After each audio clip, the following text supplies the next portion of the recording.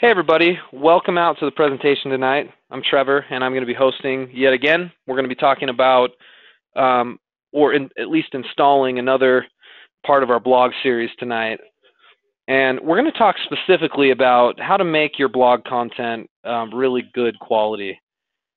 It's so important that we're not just putting up crappy content, filler content. We don't want to be blogging just because we're supposed to be blogging, or putting up articles on our blog just because, well, that's what people do for a blog. It's not, and I can tell you this with some level of certainty because I've done this blogging thing over the years. You can't subscribe to the if you build it, they will come mentality, right? Those of you guys who, have seen the movie Field of Dreams, the idea is all you have to do is create something and people will come, right? Well, that doesn't work with a blog. You can't just create a blog, throw up shoddy content and expect all of a sudden people to come, people to link to it, people to share your content. It's not going to be very effective marketing if the content isn't decent.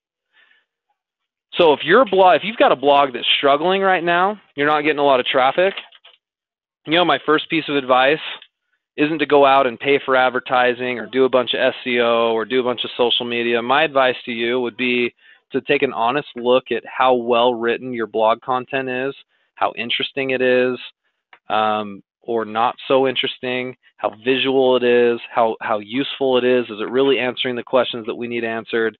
And if you take an honest look at your blog and say, you know what, you're right, Trevor, my baby is ugly, right? My blog really isn't as good as I think it is. That's probably one of the reasons why you're not doing as well as you could be. Okay, so I want to make a quick list here before we get into sort of the nuts and bolts of what I want to go over. Let me bring up my little notebook, and let me ask you guys a question while I'm bringing this up. What makes a good blog post? Okay.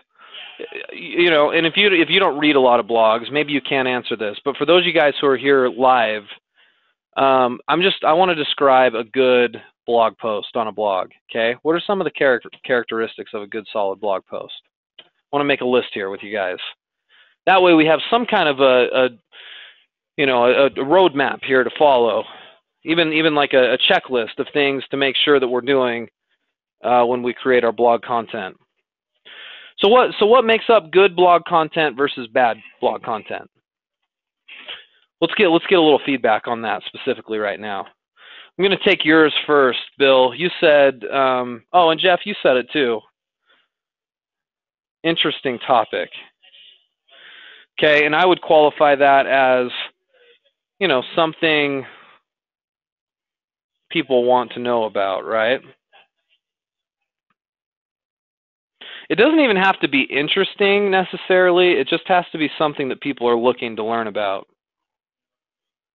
And there's ways to figure that out. In fact, a couple of weeks ago, we talked about how to figure out what blog articles or what content to write on. So yes, it needs to be interesting. It needs to be about something that people care about, definitely.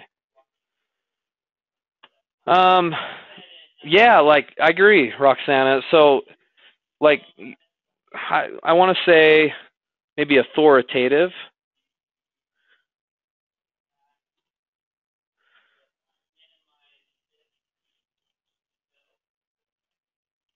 Authoritative meaning you know something about the topic, right? So it can't be just, for example, if I'm writing a blog about, and I'll show you this example here in just a sec, about why gas prices go up and down. Right, that's a topic that for sure is interesting to readers. I know a lot of people have that question, but if I get on there and write a blog about it, but it's clear I don't have a clue what I'm talking about, haven't done a lot of research, I'm not really much of an authority. In order to become an authority, you just have to really research the topic well and present some good information. So it needs to be knowledgeable or authoritative. So I'm going to say spend time researching your content for sure. Guess what? We all have access to Google now, right? Information is not hard to get your hands on, not anymore. So you should be able to have no excuse at all for not creating really good quality authoritative content. Good comment, Roxana. Yeah, engaging. I would agree for sure, Robert. Engaging. Whoops. Sorry, there's a little lag in my type here. Say engagement of readers. Now, how would we do that specifically? How do we make something engaging? I would say, you know, I'm going to put in parentheses, ask questions. Okay, because remember, oh, this is so awful. I hate typing on this thing sometimes. It's really slow. Ask questions. I would say even like cover or like take a stance, have an opinion. Okay. You know, if you're talking about something that's a little controversial, take a stance on it. Don't just play middle of the road. Take a stance on something, and it'll spur some conversation, and you can ask some questions. Because on a blog, one thing that's very characteristic of a blog, of course, is that people can engage, right? People can, you know, they can make comments or what have you, for sure. Yeah, well informed, attention grabbers for sure. And you know, I'm gonna put, so that's a good comment, Jonathan, and I'm gonna put under, so I'll say for attention.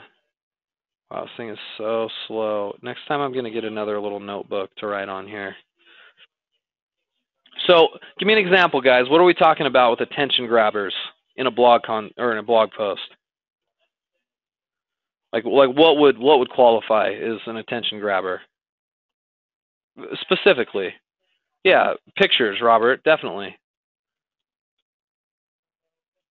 Absolutely, we need pictures. Videos. Now, and they don't even need to be your guys' videos. You don't have to make your own videos, for sure. YouTube, you can share any video, and it doesn't cost you anything. There's no copyright issues. I'll show you guys how to share any video on YouTube, and you can put that right there on your site and make it a little more interesting, for sure. Opinions, things people have heard, yeah, definitely. On an e-commerce blog, like most of you guys have, that's tied to your e-commerce site, I would absolutely do product reviews. Okay, that's a great thing that you can do. Now, a lot of you guys are like, now, how am I supposed to do a product review? Do I have to buy my product, use it, and then be able to review it that way? Yeah, I mean, that's one way to do it. That would be ideal, but the truth is most of us can't go out and just buy each one of our products and review it. I know a lot of you guys are on a budget, so you know what I do? I use Amazon. I'll go to Amazon and look up the product. I'll look up reviews online, and I'll throw together my own product review and then link it back to my website. That can be a really effective way to do some marketing using your blog. What about length, guys? What about like article length? Are there any strict rules on that? Does it have to be a certain length? I'm just going to put this in question marks. Whoops.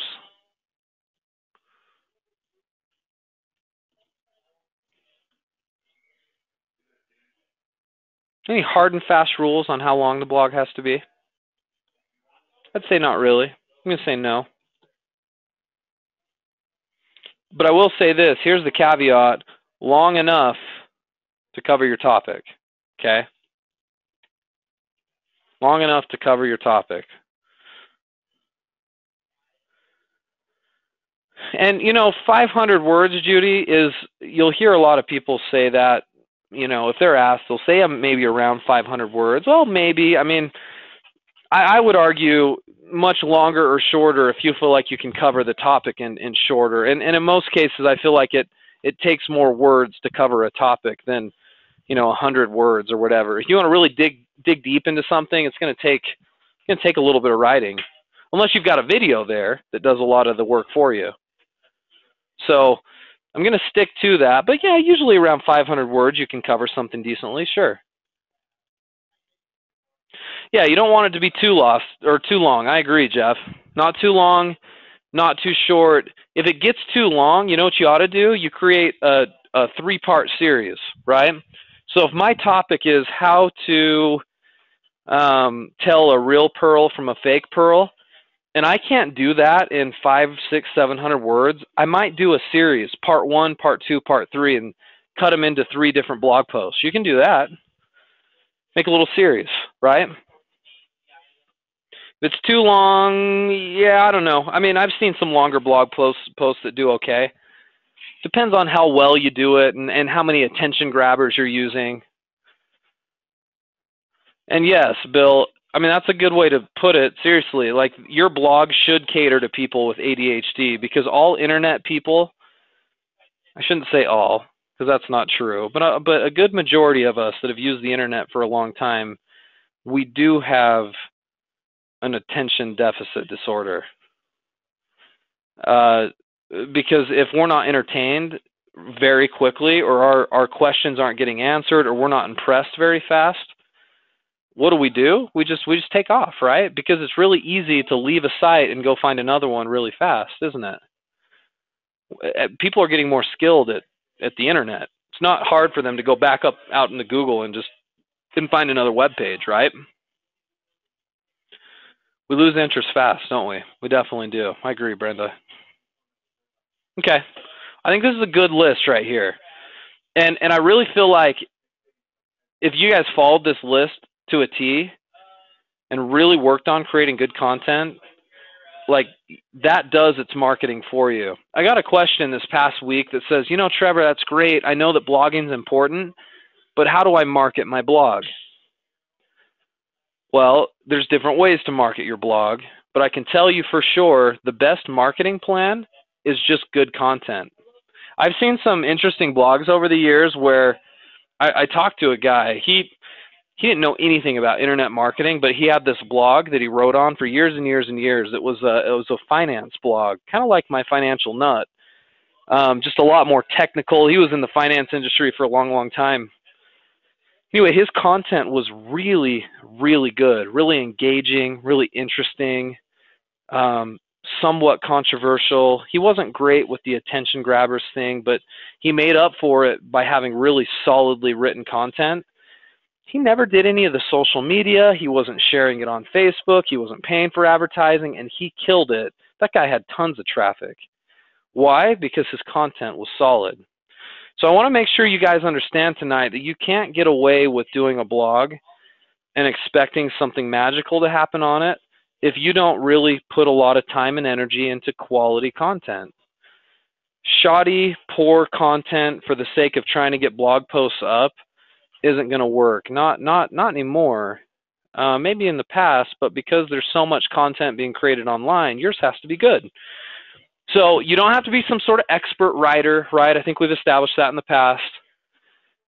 You've just got to be good at this stuff right here, and it's a skill just like anything else, okay? Yeah, I agree, Jan. There's a lot of blogs that are just boring, and we'll look at some as an example. Okay, so this is our short list, okay? And you know, if I ever review one of your blogs, I'll probably go through this stuff right here, and I'll make sure it's solid, that you're doing all of these things that we're talking about. All right, so let's go over to a blog real quick. Okay, I'm going to create a new post. I'm in my Blogger account here, and this is going to be a test post. How often, guys, I'm going to pretend like this is content here. How often do you see content that looks kind of like this? Okay, assume this is like coherent writing. This is a big paragraph. Okay. Here's my blog post. Have you ever read a book or a newspaper or some sort of publication and you see a giant wall of text like this?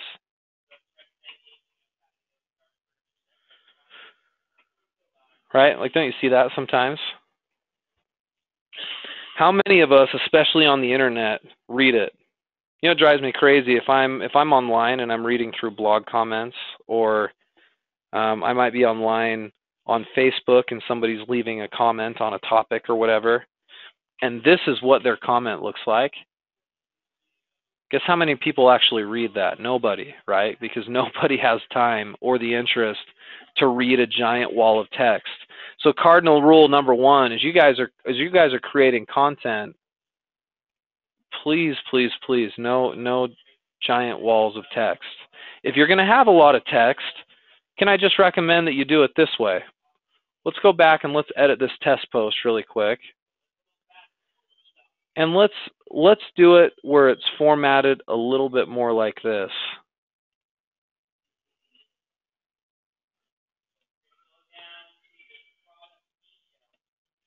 Okay. Let's break it up into a couple of headings. Right, here's heading 2. Okay. Instead of the rest of this just being a giant wall of text, well, let's do it this way. Let's have heading 3, but instead of a wall of text, let's do a, bulleted list kind of thing. Right?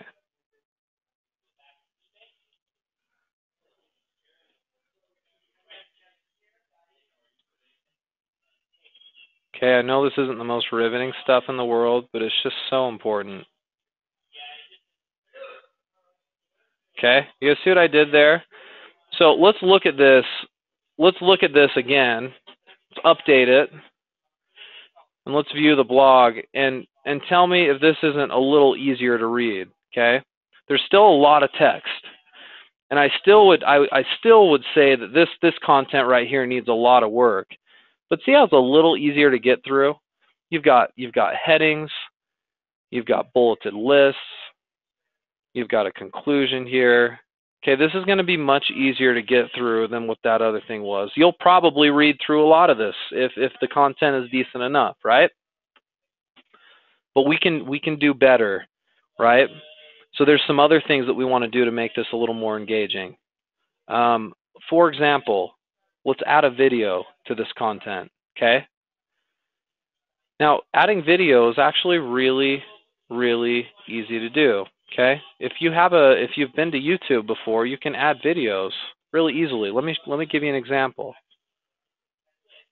Okay, let's go to, let's do this. Let's just look something up that would be related to pearls, okay? Let's say my blog post is the difference between real and fake pearls. So I'm going to do real versus fake pearls. And let's see if YouTube has any content on them. Here you go. Here's a video on it right here. How to know if pearls are real or fake, okay? So I can actually take this video and put it on my website. Okay, I can't claim that it's my own video, but I can share it on my website. Here's how you do it. When you get to YouTube, find this little share button right here. You guys see that? Share. And then you're going to select this embed option right here. Embed. And then you're going to get this big piece of code. It starts with a bracket and then iframe width, so on and so forth. This right here, if I put in my code of my blog, it'll bring up a video. Okay, I'll show you what I mean. Let me just copy this, and let me come back to my blog. Where's my blog? Here it is. Okay, let's edit this, and let's say towards the very top we want to add in this specific video. Okay, here's the best way to do it. Put in a couple spaces and then put in some text. Video goes here. That's how I would do it to start, because if I put that content in, when I switch over to the HTML view, and that's what I need to do, you click HTML right here. Usually you can find where that piece of content is. So right here you can see it. I know this is way small for you guys. I'll zoom in a little bit. This is the code of my page. Here's what I put. I put video goes here, and I'm going to just copy my code from YouTube. Okay, just copied it in. Okay, now I'm done. Go back out. Let's go back out to the compose button right here, and look at that. The video just showed up on the page, right? Okay, let me update it. Let's just see how it looks.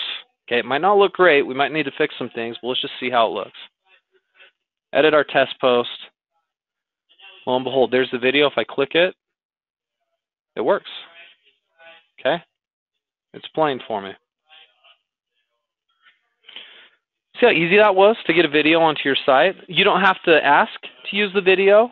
If somebody uploads something to YouTube, like, you can use that video for yourself and share it anywhere you want. So I can share it right here on my site. Let's update it. Let's just see what my blog looks like now. And there we go. There's my video. Okay. Now, what if I don't like the size, guys? If the size is too big or too small, this fits my template really well on Blogger. But if the size doesn't seem to work, I can fix that. Okay. I can edit my blog. I can go to the code right back here to HTML, and I can change the size. I just need to find the code. Here's the code for the video that I copied just a minute ago. Okay. And you'll notice there's a height and a width part of my code.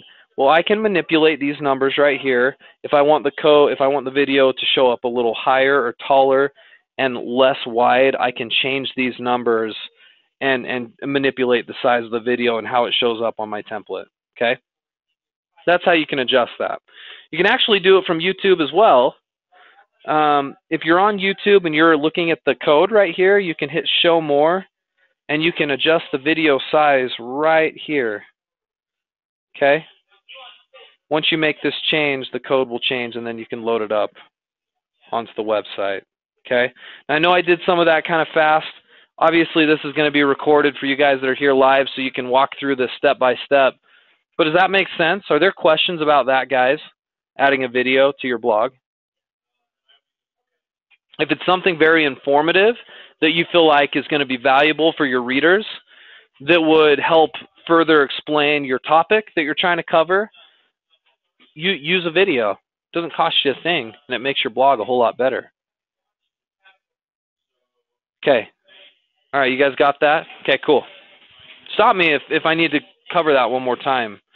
And Delia, you can choose any size. In fact, you can do custom size right here, and you can create, it could be 2,000 by 3,000 if you wanted it to be, which would be huge, or it could be 20 by 30, which would be tiny. You can manipulate that size however you want.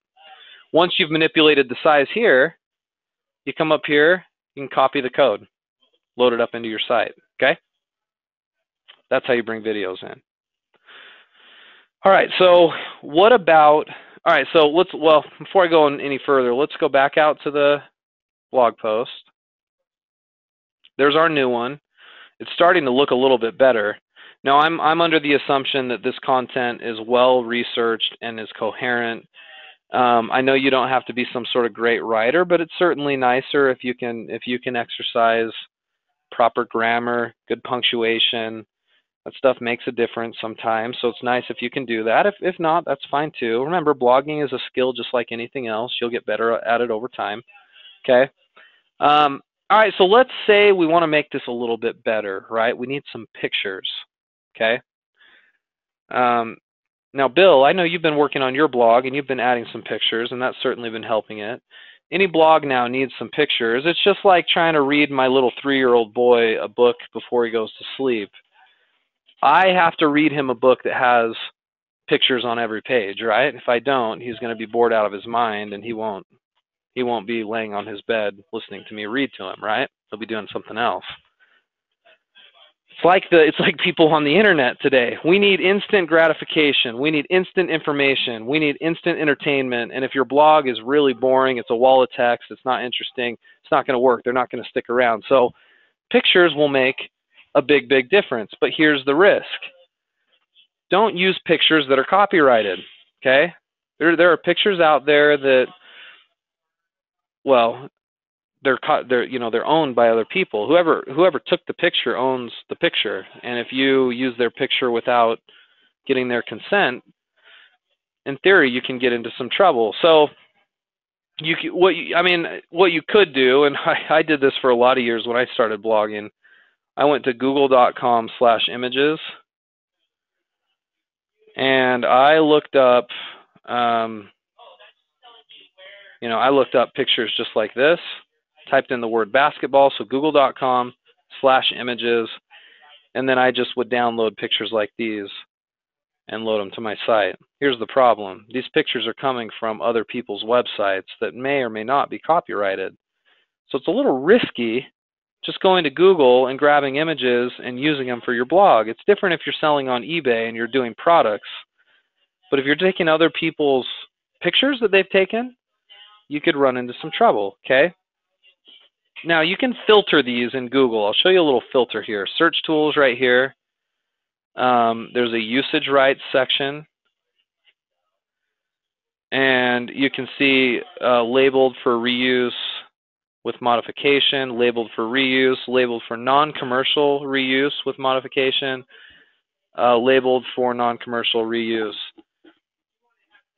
I would select labeled for reuse, and then these would be pictures that you would be able to get away with using. Okay, shouldn't be any copyright issues with these. The quality of the pictures won't be as good, and there won't be as many different options, but these would be pictures that you could probably get away with using, labeled for reuse, okay? I've got this really great piece of content that I found online that I use. It's kind of like the Bible of choosing pictures for blogs, and I want to share it with you guys today, okay? I'm going to share with you guys the link. Let me know if you guys get this. I'm sending it to everybody. You guys all get the link? You guys that are live, anyway, I just sent the link out. Yeah, everybody? Okay. So look at this later, but this is from a site called Buffer Social, or just Buffer, but anyway, it's a blog, okay? And we know it's a blog because you can see right here there's a date stamp on it and there's comments on it. So it's definitely a blog. And this blog was written for people like us that need resources for pictures online. And they offer a huge array of image sources. So right here, free image sources in this blog. And by the way, you'll notice this blog is pretty well done. It follows a lot of the things that we looked at just a little bit earlier. There's pictures, there's broken up content, there's links, which we haven't talked about yet, but we want links in the blog. There's headings. Okay, as you scroll down, anyway, you'll see that it's well written. There's really nice pictures for each of these. But anyway, searchable photo databases. Okay, that's this section right here, and I'm going to zoom in so you guys can see this a little bit better. It says if you want a photo or an image on a specific topic, which would be for all of you guys, you'll want a site that's searchable. Here's a few to check out. To better help you evaluate these sites, I performed the same search on each site using the word coffee, okay? These are all sites that you guys could use that don't actually cost anything for the most part. Some of them have paid portions, but most of these are like giant free databases of images, okay? So this one right here, Dreamtime, or Dreams Time, okay? I could click on this link, it'll take me out to that specific image site, okay? Then I could come in and I could search for whatever. I'm looking at pearls. We'll see how good their database is here. And there you go. They've got different pictures of pearls, okay? And I could come and I could start downloading pictures. These are some of these are better than others. I think last week I showed you guys one called freeimages.com, and that's on this list. Here's number 2, free digital photos. Number 3, free images. That's the one I gave you guys last week. So you can get images there. Now remember, like when you guys download pictures, you want bigger images. Bill, I think you were doing some images this past week, and some were a little small and pixelated. Try to get bigger, more quality images, and you can see how they use them on their site right here. All their images are really nice. Free stock, free range stock, etc., etc. I can scroll down, and they've got tons and tons and tons. In fact, this is one that I hadn't used before. It's called Pixabay, P-I-X-A BAY. I'll open this one up and show you kind of what it looks like. It looks a lot like another image application that I use. I can come in here and I can type in that I want something on pearls, do a search, and then sure enough, there's a bunch of free images right here. Okay. Now some of it's not even related to pearls. Some of it is. Let's say I like this image right here. Okay. I can right click and I can download this image, right? Isn't that what we do? We right click on top of the image and we can hit save image as, and I just saved it. Okay, there's different sizes up here to the top right. I saved a relatively large sized image, 1280 by 853. As you guys get more experience with images, you'll appreciate those numbers. That's a huge, huge image.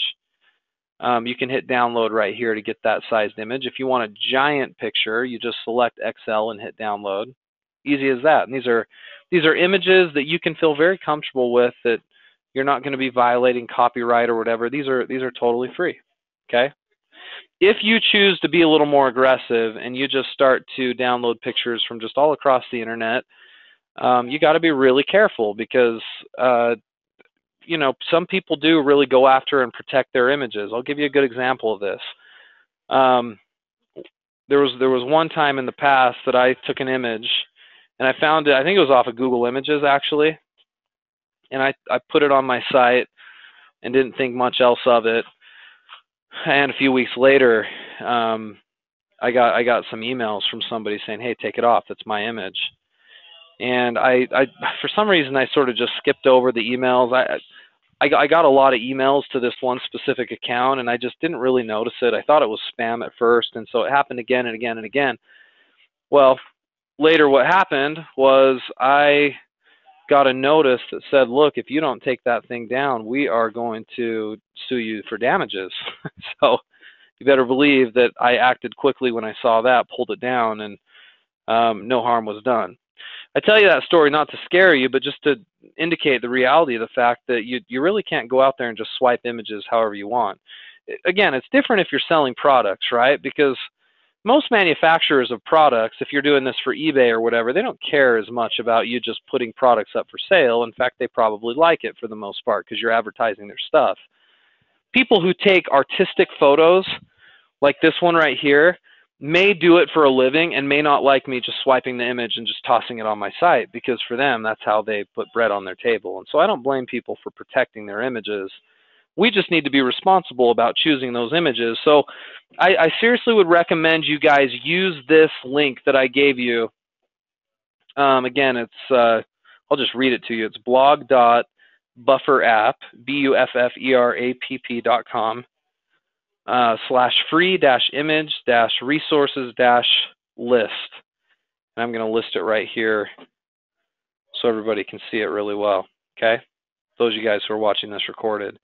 Be careful about your images. Don't be reckless and just do whatever you want. Let's be careful about them. Now, most of you guys will never ever have a problem with this. I promise you, if you'll just be responsible. I'm just telling you my little horror story, which nothing ever really happened, but I got a little slap on the wrist and a threat that they were going to come after me. Well, nobody wants to litigate images. Like, who has the time or the money to go after somebody about an image, right? Which is why most of the time, if I used an image incorrectly, the worst thing that's going to happen is I'm going to get an email and I'll take it down. That'll be it. So, but yeah, I mean, you never know. You just want to be careful. Yeah, Bill, you say you got caught on eBay. Both Bills actually said the same thing. eBay dropped a camera from my listing because the image was a Sony image I got from Walmart. Yeah, there you go. So occasionally that'll happen on eBay, but it's very rare. Most of the time it doesn't happen. You pull it down, it's no big deal. Roxana, you've had it happen too. In fact, anybody who's really sold on eBay for any extended period of time probably has had that happen to some extent. It happens, right? But we're just trying to protect ourselves from a blogging standpoint because, I mean, think about it. If you do 2 blogs a week for a year, you're doing over 100 blog posts a year. If you did that for 5 years, that's 500 plus blog posts. If you average 2 images per blog post, multiply all that by 2, you probably have 1,000 images sitting on your blog. Let's make sure that these are all legit images, because I don't ever want to see you guys get into any trouble, okay? And you won't. Use this resource that I'm giving you right now. This is going to protect you. And I'm telling you, I'm scrolling right now. There is directory after directory after directory full of free images that people want you to use, okay? I'm still scrolling. 34, 53, okay? There it is. There's the end of the blog, okay? Plenty of resources. I recommended a few. You guys use what you want. Experiment with some of them. I haven't even used all of these. There's too many for me to use. I mean, I've got a few directories here I like, and that's what I use. Okay, good question. So the question is, how do you take the image off the blog? All right, so let's go over to our blog. I just downloaded an image a minute ago. I didn't load it onto the blog yet. Let's put it on. Okay, I'm going to edit my blog. Okay, I'm in my blogger profile. Let's assume that at the top of the blog, I decided to load an image, and here's the little image button right here. I have to put my cursor in, so it's blinking there on the blog. I select the image, and I get this little option here. I'm going to go choose files, so I'm going to upload. I'm going to choose files from my computer, and this is the one I downloaded a minute ago, so I'm going to select that and choose it. It's going to load it up right here. You'll see it get loaded up. I need to click on it once, so I select it, and then I hit Add Selected. Boom, there's the image, okay? Now, the software will automatically size it down, so it's not the original size. If you downloaded a really big, giant one, you know, it'll automatically size it down. And if I click on it once, it gives me these little options. It gives me small, medium, large, extra large, or the original size. And I can play with these. So if I leave it at what it is, it says it's at medium, and I hit update, I can always go and just check it out and see what it looks like on my blog. Okay? Let me refresh the screen. There you go. There's my image now. Now, Bill, you asked a few minutes ago, how do you know if it's a quality image? You can usually tell just by the look of it when you download it. If you take a really small original sized image, it's usually going to be difficult to put on your blog because it's going to be, if you increase the size too much, it's going to be pixelated. So usually when you're just looking at an image, you can tell it's nice quality because it won't look pixelated at all. And generally you like to download larger images and then you can size them down to fit your blog. That works out a little bit better. This is the original size of my image right here, okay? It's sized down to fit my blog. Now, if I edit this page again, and I set this as its original size, okay, see this option right here? See how big that got? And if I update that and look at it on my blog, it's going to look pretty bad. See that? See how it bleeds over into this right-hand menu? That doesn't look good at all. So I'm not going to use the original size, at least for this specific template. I've got kind of a smaller content section, so I'll probably size that down. Let me edit it, click on it once, and I'll just do, maybe I'll do large and see how that looks. Okay, and maybe instead of center aligned, I can either left justify it so it runs with the text, or I can right justify it. See that? So I could go medium and left justify, and we could hit update, and we could let the image sort of roll with the text a little bit. I'll show you what that looks like. See, there you go. Now my text sort of automatically wraps around it. See how that works? Which is sometimes nice, right? Sometimes it's nice to have the image work in with the text. Looks good with the content. Just depends on your preference. There's really no right or wrong way to do this. I want my content to fit the rules that we talked about earlier. Okay? So how many images to add to a piece of content? I don't know. I mean, as many as you feel like you need. It ought to look interesting. I could probably use another image down here somewhere. Maybe. I mean, I don't have to, but it might look a little bit better with an image at the top, a video. Maybe you have another image down here. right? But don't just put them in randomly. Like, make them mean something. If I'm talking about fake pearls in one of my little headings here, maybe I grab a picture of a fake pearl and put it there. Or maybe I can find a picture of a real pearl and a fake pearl sitting right next to each other, right? I'd have to look through some of these different databases, but I'm sure I could find something that would work well, and then I can add it in. Okay. Now, the other thing with images that you can do is you can make them link. Okay, so if I click on the image, so I get this little menu, right? I can come over here and I can hit properties, and I can put in a title, but as well I can put in an alt text. Now, some of you guys should be familiar. What's alt text, guys? Some of you guys who have been here at some of my other presentations. Remember talking about alt tags when you're doing SEO? We would have done it on some of our product pages and our category pages. Really, any page that you guys would have optimized on your site, you would have done some alt text, okay? It helps it get found online. So, like, I'll usually use keywords here. If this thing's a pearl necklace on a rock, I might put pearl necklace on rock or something and hit OK. Because then there's a chance it'll get searched for in Google. It'll help my page rank a little bit better, putting keywords in there. You want it to be accurate. You don't just put in whatever keyword you want. But that's the properties section. So that gives you a chance to use some keywords and help optimize your content just a little bit. Now back to the link. Sorry, I got off track there. If you click on it once, you can click on this little link button right here, okay?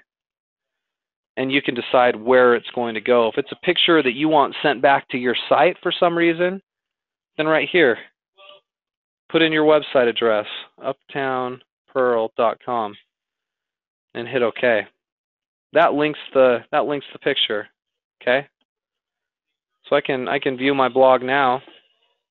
This picture is now linked to my website, okay?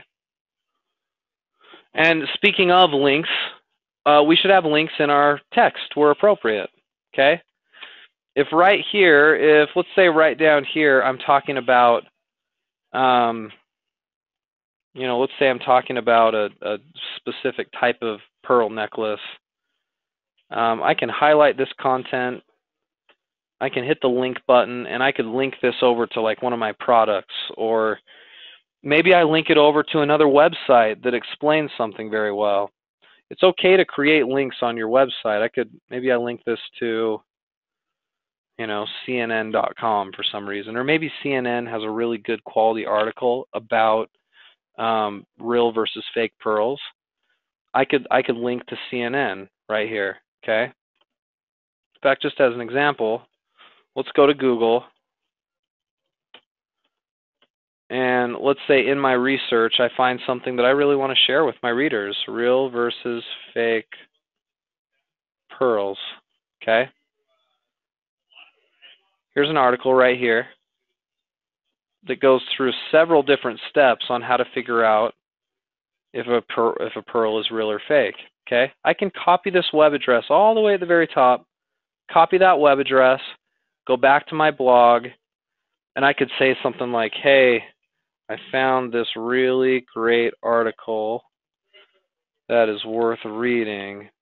Check it out here. Okay, if you feel like you want to link to something that you couldn't cover very well, highlight the text that you want linked, hit the link button, and paste in the URL and hit OK. And that text is now linked. We can hit update, and it should be updated on the blog. Okay, there it is right here. That should link over to that website, okay? So I don't think I'm going to do much more than this, guys. I mean, knowing how to manipulate blog content so it looks nice is a skill in and of itself. You'll have to spend some time on the Blogger software just simply doing it. Can't be an expert on this stuff if you don't do it.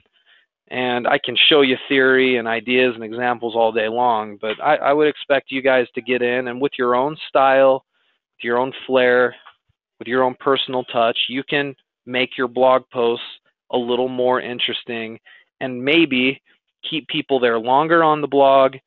It might be such a well-done blog post. I may have covered this topic of real versus fake pearls so well that somebody shares it on Facebook, or someone who has their own blog says, hey, I found this really great article. I was looking to buy a pearl necklace, and before I did, I researched it here.